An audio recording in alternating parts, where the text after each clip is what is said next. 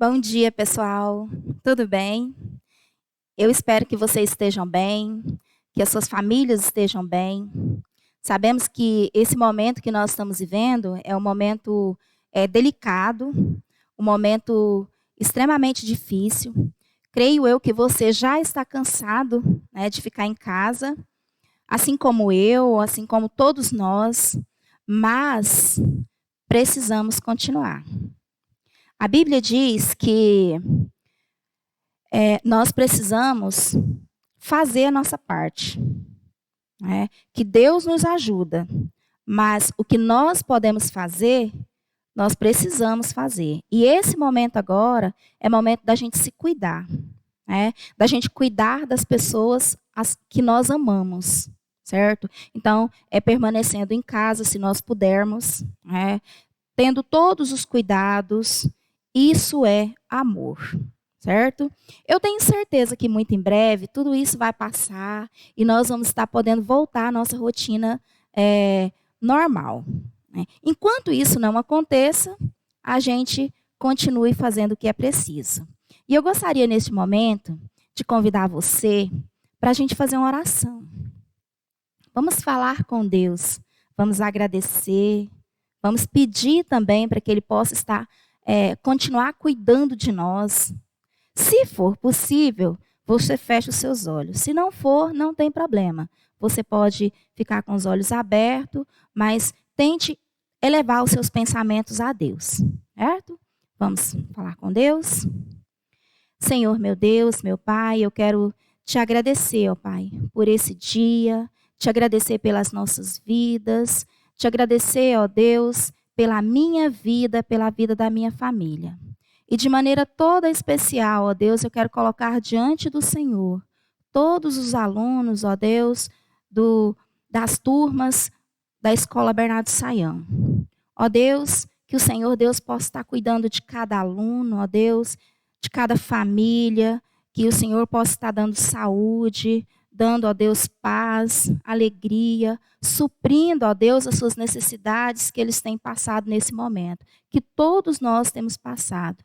Ó Deus, mas nós confiamos em Ti, Senhor, e sabemos que o Senhor é conosco, que o Senhor é maior do que qualquer pandemia, ó Deus, que o Senhor vai nos tirar dessa e muito em breve, ó Deus, nós estaremos de volta. Ó Deus, continue cuidando de nós, continue cuidando de cada lar representado por esses alunos. Pai, muito obrigado, ó Deus, pelas nossas vidas. Continue conosco. Nós te pedimos essas bênçãos e nós te agradecemos por tudo que o Senhor tem feito por nós. Em nome de Jesus. Amém. Muito bem. Agora, eu quero conversar com vocês sobre... deixando esse versículo aqui, ó. Até aqui nos ajudou o Senhor. Está escrito lá em 1 Samuel 7,12. Porque assim, apesar de todas as turbulências, Deus tem te protegido. Deus tem nos protegido, tem cuidado dos nossos. Né? Então, nós podemos dizer, até aqui nos ajudou o Senhor. Amém? E eu quero conversar com vocês hoje, compartilhar sobre a Páscoa. Né?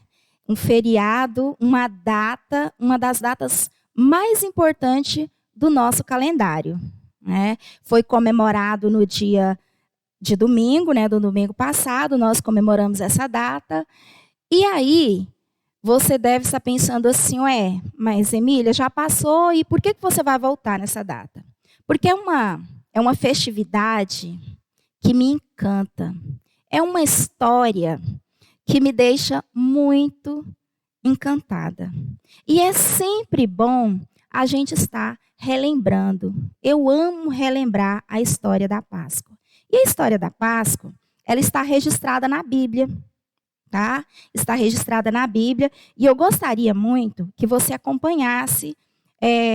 Eu separei um vídeo para que nós pudéssemos compreender de uma forma mais lúdica, né?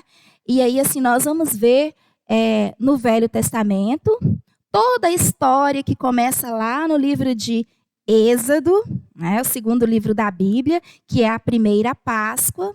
E depois nós vamos para a segunda Páscoa, que está registrado nos livros do Novo Testamento, certo? Então eu gostaria assim que você acompanhasse esse vídeo. Ele é bem rapidinho, bem legal e bem fácil a compreensão. Gostaria que você observasse com bastante atenção para depois a gente fazer uma atividade relacionada a esse vídeo, ok?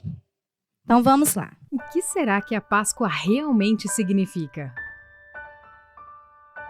A Páscoa é uma celebração judaica instituída por Moisés, seguindo uma ordem específica do próprio Deus.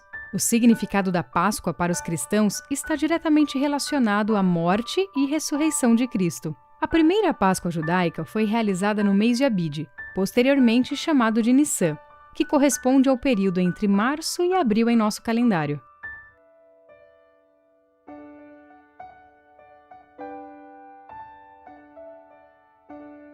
A palavra Páscoa vem do hebraico, que significa passar por cima, derivado do verbo que significa saltar ou passar. Este significado faz referência à ocasião em que Deus enviou a 10ª praga sobre o Egito. Quando o juízo de Deus atingiu os egípcios, as casas dos israelitas que estavam marcadas com o sangue do cordeiro que havia sido sacrificado foram poupadas. Desse modo, o significado passar por cima transmite o sentido de poupar, ou seja, passar por cima por misericórdia. O juízo de Deus passou por cima dos israelitas. Mas para entender melhor tudo isso, vamos voltar um pouquinho na história.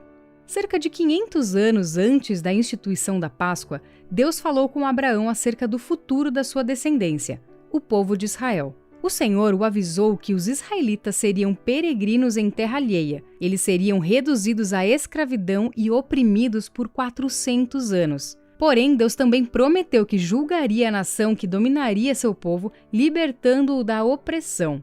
Mais tarde, José, bisneto de Abraão, foi traído por seus irmãos e vendido como escravo, e acabou parando no Egito. Depois de enfrentar muitas dificuldades, segundo o plano soberano de Deus, José se tornou o governador do Egito, ao liderar as ações que garantiram que o Egito tivesse mantimento numa época de terrível escassez. A crise levou a casa de Jacó até o Egito em busca de alimento. Então eles descobriram que José havia sido exaltado por Deus naquela terra e que ali a descendência de Abraão sobreviveria.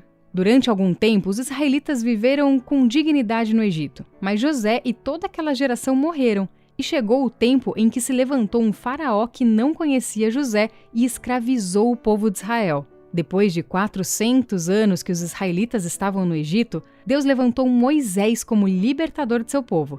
Esse processo envolveu 10 pragas que o Senhor enviou ao Egito. E foi na última praga, que consistiu na morte dos primogênitos do Egito, que foi instituída a Páscoa.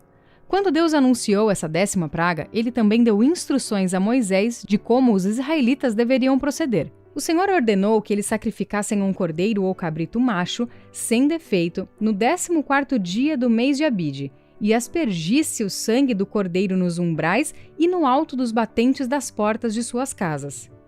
Eles deveriam comer a carne do cordeiro assada no fogo, acompanhada de pães asmos e ervas amargas. Aqui podemos fazer as seguintes observações. Os pães asmos eram pães sem levedura, ou seja, sem fermento. Eles deveriam ser comidos como lembrança da pressa durante o êxodo. As ervas amargas estavam diretamente associadas ao sofrimento e à aflição dos tempos da escravidão. O Senhor também ordenou que eles comessem com pressa e com os lombos cingidos, sandálias nos pés e cajado na mão, pois naquela mesma noite Deus passaria sobre o Egito. Quando o juízo de Deus atingiu o Egito, morreram todos os primogênitos, desde os homens até os animais. Isso também significou a completa derrota dos deuses do Egito. O significado da Páscoa judaica está claramente registrado no livro de Êxodo, quando lemos: "E acontecerá que quando vossos filhos vos disserem: que rito é esse? Respondereis: este é o sacrifício da Páscoa ao Senhor, que passou por cima das casas dos filhos de Israel no Egito, quando feriu aos egípcios e livrou as nossas casas. Então o povo se inclinou e adorou."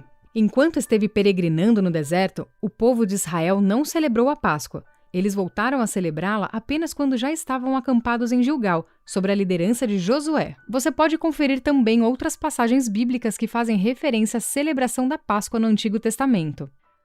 Os evangelhos trazem várias passagens que relatam a celebração da Páscoa durante a vida de Jesus. Nosso Senhor era levado por seus pais a Jerusalém todos os anos para a festa da Páscoa. No Evangelho de João, por exemplo, encontramos pelo menos 4 referências à festa da Páscoa. Nessa época, o cordeiro era sacrificado na área do templo e o seu sangue era lançado por um sacerdote sobre o altar. A refeição pascal podia ser comida em qualquer casa da cidade. Era comum os judeus se reunirem em grupos, assim como o grupo de Jesus e seus discípulos que se reuniu no cenáculo, formando um tipo de unidade familiar. Por ocasião da Páscoa, acreditava-se que entre 60 e até 180 mil judeus compareciam a Jerusalém. Obviamente, a maioria deles era formada por judeus da diáspora, ou seja, judeus que viviam fora da Palestina. Os gentios não podiam participar da Páscoa, porém, os prosélitos que aceitassem satisfazer as condições exigidas para tal celebração podiam participar dela.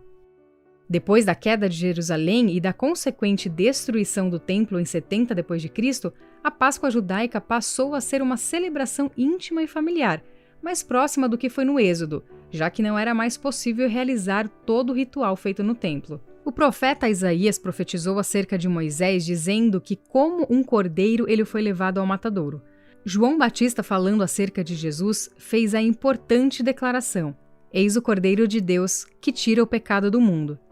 Jesus foi traído, preso e crucificado durante a festa da Páscoa em Jerusalém. Na noite anterior, Jesus e seus discípulos comeram um cordeiro pascal em Jerusalém. Aquela foi a última ceia pascal, ou seja, a última vez que a instrução dada ainda no Egito deveria ser observada.